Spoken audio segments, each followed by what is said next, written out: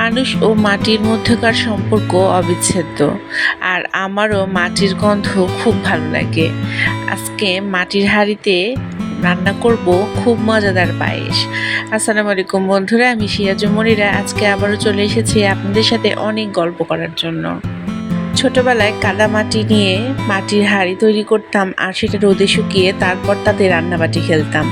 আজ অনেক দিন পর মাটির হাঁড়িতে পায়েস রান্না করব, আর তাই সেই ছোটবেলার স্মৃতিগুলো মনে পড়ে গেল। মাটির হাঁড়ি গ্যাসের চুলায় বসিয়ে 1 কেজি দুধ আমি খুব ভালোভাবে জাল করার জন্য বসিয়ে দিয়েছি। আর অন্যদিকে 1 কাপ পরিমাণ চিনি গুঁড়া চাল ধুয়ে কিছুক্ষণ পানিতে ভিজিয়ে রাখবো। দুধটা খুব ভালোভাবে ফুটিয়ে গেলে তাতে অ্যাড করে দিব তেজপাতা, দারুচিনি এবং এলাচ। গ্যাসের চুলায় মাটির হাঁড়ি দিলে একটু ভয় লাগে, এই মনে হয় ফেটে যায়। এই কারণে আমি এই মাটির হাঁড়ির পেছনে প্রথমে তেল দিয়ে তারপরে মাটি দিয়ে প্রলেপ দিয়ে নিয়েছি। আর খুব অল্প আঁচে রান্না করছি যাতে মাটির হাঁড়ি আবার ফেটে না যায়।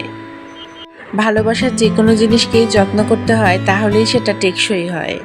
দুধ খুব ভালোভাবে ফুটে আসলে তাতে অ্যাড করে দিব ভিজিয়ে রাখা চালগুলো, আর তারপর অনবরত নাড়তে থাকবো। যদিও মাটির হাঁড়ি, তারপরেও কিন্তু তলা লেগে যাওয়ার অনেকটা সম্ভাবনা থাকে, তাই অনবরত নাড়তে থাকতে হবে। এই চাল যখন দুধের সাথে মিলে ফুটছিল তখন এত দারুণ একটা সুঘ্রাণ বের হচ্ছিল, আমি বলে বোঝাতে পারবো না। অনেকদিন আমিও মাটিতে পা রাখি না। সেই ছোটবেলায় কত কাদামাটি নিয়ে খেলেছি, মার কাছে খুব মারও খেয়েছি। মা যতবারই পরিষ্কার করে ধুয়ে মুছে ঘরে তুলতো ততবারই চলে যেতাম মাটির উঠোনে খেলতে। চাচাতো ভাই বোনরা মিলে মাটি নিয়ে কত খেলেছি। আজ সেগুলো শুধুই স্মৃতি।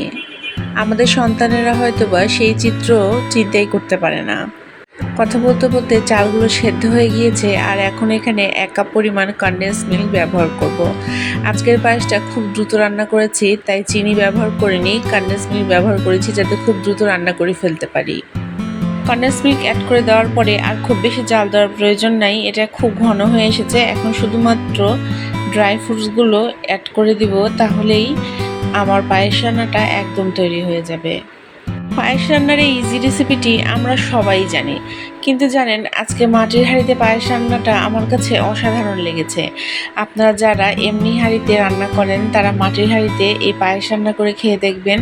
আমার মনে হয় আপনারাও আমার সাথে একমত হবেন। আসলে টাকা দিয়ে সুখ কেনা যায় হয়তো, তবে শান্তি কেনা যায় না। পায়েসটা একটু ঠান্ডা হয়ে গেলে আমি একটা বাটিতে সার্ভ করে নিচ্ছি। আর আজকের এই ইজি রেসিপিটি আপনাদের কেমন লাগলো অবশ্যই কমেন্টে জানাবেন। যারা আবেগকে প্রাধান্য দেয় তারা খুব বোকা হয়, তবে বোকা হয়ে যদি শান্তি পাওয়া যায় তবে বোকা থাকাই ভালো আমি মনে করি। আজকের একদমই ইজি রেসিপিটি যদি আপনাদের ভালো লাগে অবশ্যই লাইক, কমেন্ট এবং শেয়ার করে আমার পাশে থাকবেন। আপনারাই আমার সাহস এবং শক্তি। পাওয়া না পাওয়া, আবার পেয়েও হারানো, এসব কিছুই আমাদের জীবনের অংশ। তবে যা পেয়েছি তা উপভোগ করতে চাই। আল্লাহ হাফেজ সবাই।